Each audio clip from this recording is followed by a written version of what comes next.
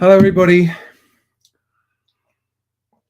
Forgive me, I'm slightly unprepared for this because I've had a few domestic dramas, but the show must go on.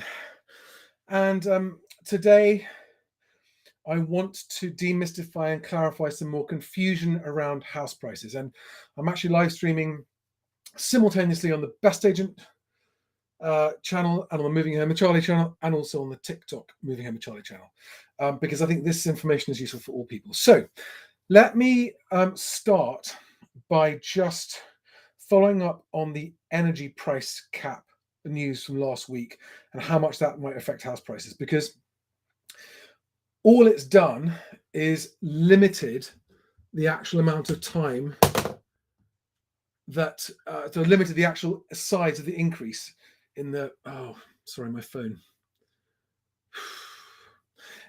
forgive me. All the energy help that's been announced will achieve is by reducing the size of energy price increases. So it's not bringing them back down. If the government or Liz Truss had announced that the government was going to intervene and bring energy prices back down to what they were before the previous price increase, well, that would have made a really big difference to the economy and in turn to the housing market. But all she's done is actually limit what was going to be another 80% increase. So almost a doubling again is now going to be a smaller increase, but still an increase on top of an increase that's already happened. So in my video, which was 8 reasons why house prices are going to collapse, I cited that as one of the top reasons. So might it change what's going to happen to house prices? It will certainly soften the downturn on house prices from a complete off a cliff into oblivion into just a more regular house price slide. That's what my view is on that, because that's only one factor affecting house prices. Okay, a big one, but it's only one. Now, the other thing that's a very difficult thing to measure that affects house prices is consumer confidence and sentiment. And with the sad death of the Queen this week, I think that's caught a lot of people by surprise, just how hard it's hit them and how sad it is, and what a big change it means for the UK. I mean, it's the biggest change. It's literally the biggest change to the country in 70 years. And people are still getting their head around that. We've got 10 days of national mourning. There's going to be a funeral for the Queen that's going to make Princess Diana's look like it was small. And a real period of reflection as a country as to what this means. And I think, again, that's going to have an impact, some impact on confidence and the housing market, because we've now got the uncertainty of a new monarch. We don't know what that means yet, but uncertainty is never good for people when it comes to moving house. But the real reason for this live stream, and let me just see if I can, forgive me guys, bring TikTok back in because it got switched off. Sorry, 30 seconds, less than that, 10 seconds, and we'll get into Halifax stuff. Live. Resume. Yes.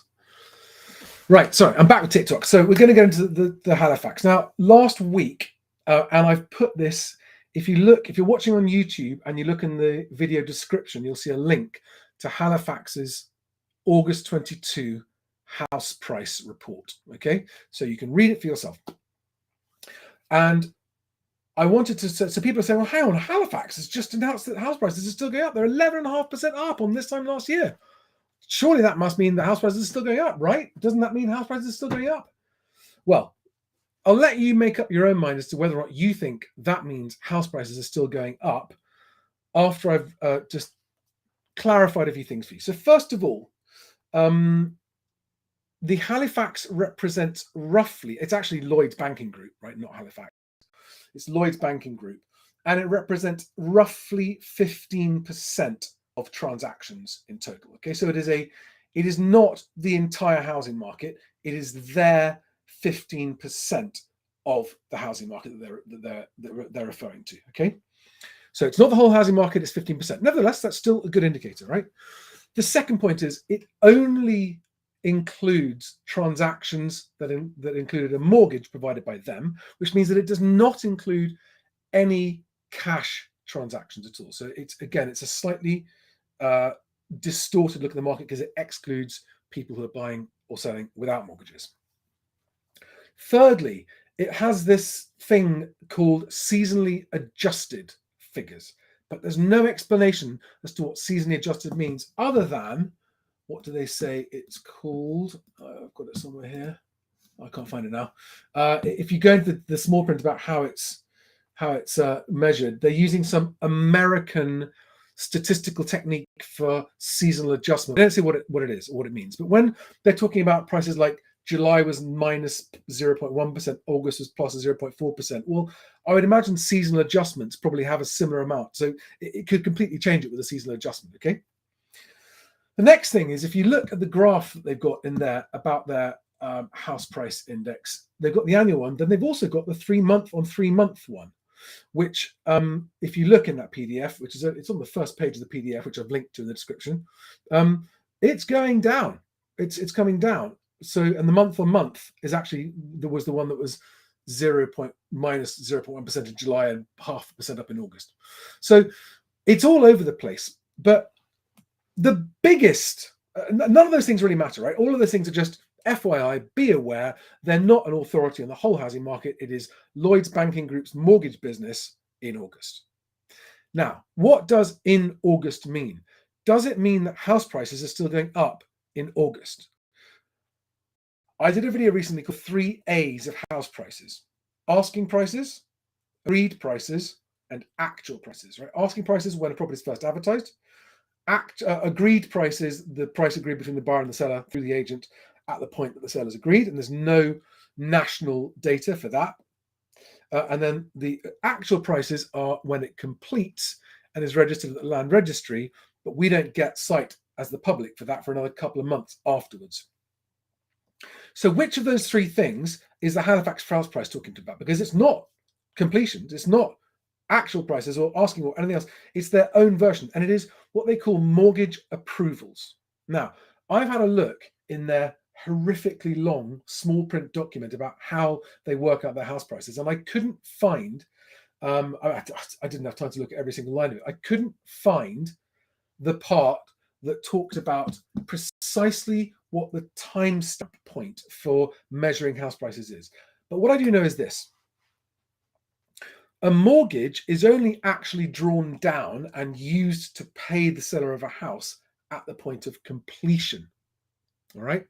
So the mortgage has got to be approved before then. It's got to be in place before you can exchange contracts. But they cannot be reporting on mortgages that didn't get taken up, because that would completely skew the market, right? It would just be, hang on a second, a lot of those mortgages were approved but didn't actually happen because the transaction didn't complete for other reasons, right? So it's the only assumption I can make on their timing is that in August, it's mortgages that were actually drawn down. The money was taken from the bank and used to pay for the property, okay? Which means that's the completion time. Now, Property Mark says, Property Mark is an agent organisation and an association that reckons it's 17 weeks between a price agreed and exchange at the moment, which is just over 4 months. Rightmove reckons it's 5 months, which means that the August Halifax house price figures are referring to transactions that were agreed in March or April this year, roughly speaking. All right. Please let that sink in. Their August house price report is referring to transactions that were agreed in March or April this year. Unless I've made a mistake, in which case someone please tell me, right? And someone tell me that actually Halifax knows about price agreements being made in August, right? But I think it's completion prices. So it's entirely possible. And in fact, it's not just 4 or 5 months. It's sort of between 3 to 9 months is the full spread of transactions that would have been completed in August. They won't all be 4 or 5 months. Some will be 3 months since they're agreed. Some will be 9 months. And that takes us back to the end of last year when prices were absolutely at the top, in my view. November, December, January was the real peak. And I've also linked in the description on YouTube of this video to the seller who secretly filmed 11 estate agents selling a house. Look at what happened and look at the price you got for a house. That was agreed in November last year and completed in February of this year. Right? November, price agreed. February, sale completed. Okay. So it's not a surprise that deals that were agreed in March and April were still much higher than the same period the year before, because prices are still going up. Now, I am not questioning the legitimacy or accuracy of Halifax's report. It's a very, very thorough report, but it's got all kinds of weird influences into it, right? It's not the whole market. It's got weird timings in it. It gets revised constantly. And at year on year is different from 3 month on 3 month, which is different from 1 month on 1 month. To their credit, they do put that in there. But for those of you moving or thinking of moving house, thinking of selling, thinking of buying, and wondering what that means right now, it does not mean that prices that were being agreed on new transactions in August are 11.5% higher than this time last year. It doesn't mean that. If I am wrong that house prices are going down, because I think they've been going down since about March or April, if I'm wrong, and when house prices are continuing to go up, which most of the time they do, right, in a 20-year period, about 17 of those years out of 20 on average, prices are just increasing steadily. And that's cool, that's fine. And that's when these year-on-year figures and 3 month and 3 month figures are actually quite interesting and useful. But as soon as there's a change in the overall direction of the market, whether it's from prices going up to prices going down, or the opposite, when prices have been going down and start to come up, the year-on-year stuff is meaningless. And any agents watching this on the Best Agent YouTube channel, please stop using year-on-year figures to say to customers prices are still going up, because it's simply not true if there's been a change in the market, and it's misleading to say so. All right, massively misleading. So let me wrap that up. I think the Halifax's house price thing of August, saying it's 11.5% up on last year, is actually for deals that were agreed in and around March this year, when prices were still high and still on the up, but have started to come down since. It does not mean that house prices are still going up with deals that are being agreed today. Now, I do not have access. I've got access to asking prices for the whole country, broken down by county and by postcode. I've got that through Best Agent. But nobody has access to the whole country's prices being agreed today, other than individual companies and their own transactions. Okay. But it is my view, and all of you who've been, I've had so many messages, I've had emails, I've had private messages on Twitter, on Instagram, on Facebook, I've had comments on YouTube. Every single one of you sending me your stories is telling me that asking prices are being dropped, low offers are being accepted. One story was, we put an offer in that was so low and cheeky we thought we'd be told to get lost. We had it accepted, and that's actually made us not want it anymore, right? These are buyers who had their cheeky low offer accepted, and it's made them go, oh, that was a bit too easy. You didn't even try and negotiate. Why are you dropping the price so sharply? These are the stories I'm getting. I'm getting stories from agents about increasing levels of stock.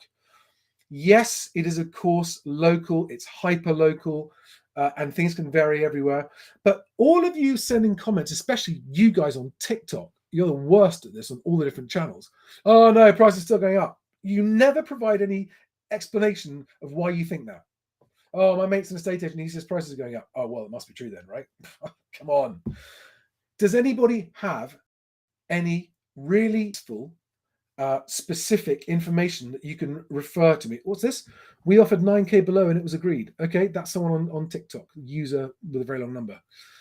I'm starting to get lots of questions, and maybe I should get into some of the questions. So let me see what questions we've got here on the Moving Hammer Charlie one. How high will interest rates go in the UK? I don't know. I've seen people saying that it depends on all kinds of things. I mean, there's a potentially good news of the war. I mean, it looks like Ukraine is pushing back on Russia. Does that mean that there might be a chance of the war ending? If that happens, that will change things. Things will get better if that happens. I don't know. I mean, some people are saying that they're probably going to settle around about 6 or 7%, which would be a brutal increase on what we've been used to for the last few years. Milo's vlogs, asking price is 500,000, but they've agreed a sale at 475, so that's a 5% off asking price. What else do we have? The fourth turning. Yeah, so guys, it was just a quick one. I wanted to make sure everyone is clear and no one is misled. I am not calling into question the data in the Halifax House Price Report. I'm merely highlighting the time lag effect of it. Okay. Someone's asking, an influx of buyers from Hong Kong could affect the market. There's been lots of comments like this. Does anyone have any actual evidence of this happening? Right? Everyone's like, oh, there's loads of foreign buyers. What? How do you know? How do you know? Stop saying you heard some bloke in the pub say it. Stop saying my mate's an estate agent. That is not a valid contribution to this discussion. If you work at an estate agent, a large chain estate agents, and you can say, hang on a second, we've seen a 25% increase in foreign buyer registrations in the last few months, well then yes. But I'm not hearing any agents saying that. I'm not hearing, and by the way, these foreign cash buyers that everyone's so worried about, they're not stupid, right? They aren't going to buy in a falling market. Okay, they're going to wait until it gets to the bottom. Even if I'm not saying that there are or there aren't increasing or decreasing amounts of foreign buyers. Of course, there are some. I don't know if there are more or less than usual. But what I'm saying is, if they're cash buyers, they're coming back to the UK or they're coming to the UK for the first time to buy, and they see the prices are falling. These guys are not, they're not first-time buyers, right? They're a bit wiser than that, and they're not buying it for a home necessarily. It might be an investment. And if I've had lots of people saying, what about buy-to-let? Should I buy for buy-to-let now? This is a home moving channel, but the reason I want to answer this question is because the more people who buy buy-to-let properties, the more properties are available to rent, and the better the effect on rent prices. Okay, so it is good for people who want to rent if more people are buying buy-to-let properties, because it means there'll be more rental property available. Now, the answer to you guys is it doesn't matter whether house prices are going up or down. You need to look at the price you can buy the property for, the cost of your mortgage, and the rental income you're going to get, so you can work out your yield. And either your yield is good for you or it isn't. Okay, so waiting or not waiting, if you're a buy-to-let investor, has a different set of dynamics than if you are a first-time buyer. If you are buying to live in a home, my advice, because I get this question all the time, is should we buy now or wait? My advice is, if you're buying a home, don't wait. Get out there and look, but take your time. Really get to know the market. Get to know what's sitting around not selling, why it's not selling, what's selling fast, what prices are they selling at. Be in it. You've got to be right on the front line, so that when the property that you never imagined you could afford suddenly comes on the market and the agent says the seller wants to accept a low offer on it, you'll be there ready to buy it. Okay, so home buyers, keep looking. Don't stop looking. I wouldn't buy at asking prices today, that's for sure. And when you do find a property that you love, don't make sure you're not overpaying. I've done a video on that, how to offer on properties. So do I think house prices are falling? Yes, I think they're falling quite sharply. I think that once information is published by the land registry, we will see that house prices in September 2022 had already begun falling. I reckon they're somewhere at least 5% down off their highs already. Okay, that's for actual prices. I think for prices being agreed today, when those prices agreed in September and complete in January or February next year, and we get the land registry of those in March or April next year, we'll see that they're even further down off the highs, maybe 10 or 15%. Doesn't mean you shouldn't buy, right? If you need a home and you can afford it and you're not risking negative equity, or if you're prepared to accept the risks of negative equity, keep on looking, wait till you get that place. There are going to be bargains to be had, right? So, and again, first-time buyers, it's not like going to the supermarket and just saying, shall we buy now or wait? Well, even if you want to buy now, you may not be able to. You've got to find something. You've got to have an offer accepted. It's a process. It takes time.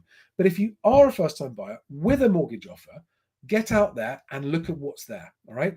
Because if you find a property that was something that you think, wow, I never thought we could afford this, and the agent's saying that the seller is accepting 10% or something offers off the asking price, you might go, do you know what? To hell with what the house prices are doing. This is the place we want to live and we can afford it now. Let's move in. Do it. Move now. It doesn't mean you shouldn't buy, okay?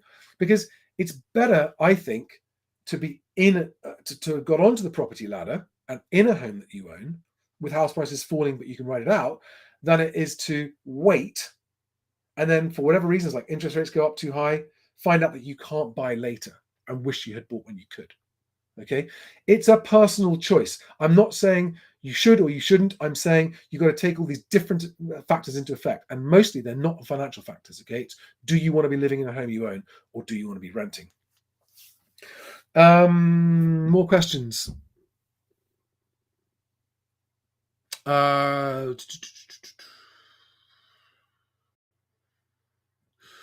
to find a valuable question I can answer.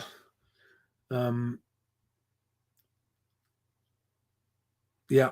So Neil Cameron on YouTube says, I have been hearing about more down valuations below home report in Scotland. Happened to a friend of mine last week. Lenders forcing the buyer to put up more money on the deposit or renegotiate the price down. So that's another example of what I'm hearing on TikTok. How do I think the housing market would do with a new energy bill freeze? I said at the beginning of this video, I think the new energy bill freeze, we've still got a big increase in our energy prices next month. It's not as big as it was going to be. So I don't think it's going to help much. If the government had actually reversed the recent increases, that would have been a very, very different thing. But as it stands, the government is about to borrow about £100 billion to pay energy companies for oil to make up the difference between what we're going to be paying and what the oil companies are charging. And we, the taxpayers, will be paying the interest on that, and our kids will be repaying that in the future. So that's not the government's fault. I think they have no choice but to intervene, but it is a generally shit state of affairs for everybody, except if you are someone that pulls oil or energy or gas out of the ground. David Campbell, hi Charlie, you're like the Smiths of the housing market. Which Smiths do you mean? I don't know if that's a good or a bad thing.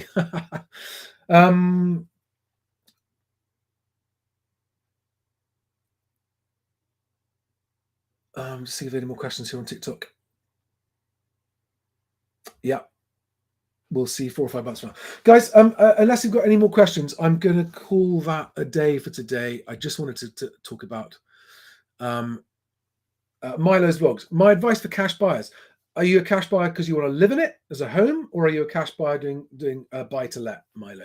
Because the advice from I've got a question I don't understand. Ed Venus, tell us what could happen when first-time buyers will be removed. Does it mean that first-time buyers have to pay stamp duty? I don't understand the question. Sorry, Ed Venus. Guys, thank you very much. Welcome, by the way, to all my new subscribers. Past 3,500 subscribers today on Moving Home with Charlie. Some catching up to do on Best Agent though. So guys, if you're an agent watching this and you haven't subscribed, please do subscribe to Best Agent. Otherwise, I've got a lot more videos coming out next week. Tomorrow on Moving Home with Charlie is a video about how to beat estate agents at their own game. And that's talking about agents who deliberately overvalue properties, what they do, why they do it, and how you should react to it. And if you're a good agent hearing me talk about that, you'll like what I'm saying. My advice to move this on that. Oh, Ed Venus, you mean the help to buy scheme, not first time buyer scheme. You mean the help to buy scheme, don't you? Anthony, what do you mean conditional sales? What sort of conditional sales? Could you expand on that question, please? Ed Venus, when help to buy ends, it's going to reduce demand, the demand that was coming from people using help to buy. All right, guys. Okay, I'm going to call it a day there. Thank you for your questions. Thanks for watching. Thanks for your support. Please make sure if you know anyone moving house and then they're not sure what to do, point them to Moving Home with Charlie channel. And I will see you on the next video. Bye, guys. TikTok, I'm going to stay a bit longer with you guys just to answer some of those questions. But goodbye, Moving Home with Charlie, guys. And goodbye, Best Agent followers. Thank you very much to everyone that's following.